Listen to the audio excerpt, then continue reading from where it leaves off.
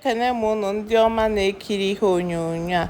Ihe anyị na-emeta bụ ịgwa abacha ka esi agwọ ya mgbe gboo.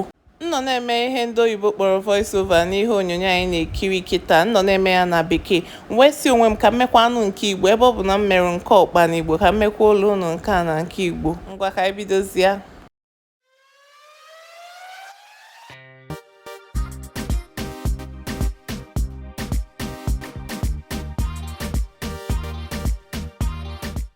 Ebe ọ ka njọ bụ na ka ihe onyonyo a bidogo kịta eziokwu ma ọ nwere ihe nkwado m ga-ekwu mana ka m kọwalụ na ife mme.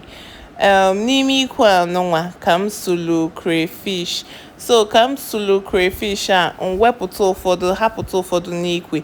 N'ime amakwa m ya na-akpọ bowl n'Igbo. Ihe ndị village m na-akpọ ya bụ ọgbaleshi.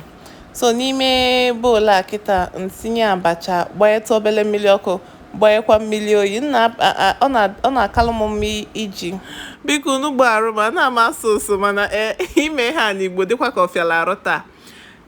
Ihe m na-ekwu bụ na ọ na-akalụ m mma iji mmiri dị warm wee mee abacha ka ọ dee ede maka na m jiri mmiri ọkụ nnukwu mmiri ọkụ bifo ma ihe na-eme ọ dịka ọ na-anya anya ọma ndịcha mma m jirikwanụ mmiri oyi ọ naghị adịcha soft ka m ga-esikwa chọọ ọ naghị ede ka m ga-esi chọọ ọnya mere na m na-eji wee warm water eme abacha nke m ka o wee dee.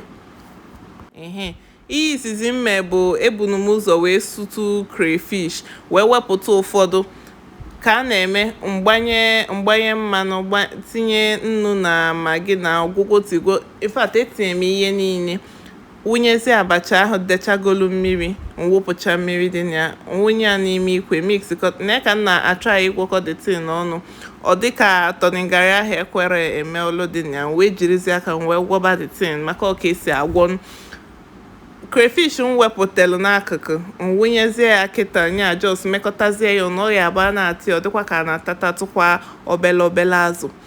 Ihe m jizi dozicha ihe a bụ akwụkwọ ụtazị yabasị na nke ndị oyibo na-akpọ kabeji. Ịtanugo abacha eti kabeji na nekwa na ya o nne nke atọgbu onwe ya ngwa ka ọ dịnụ.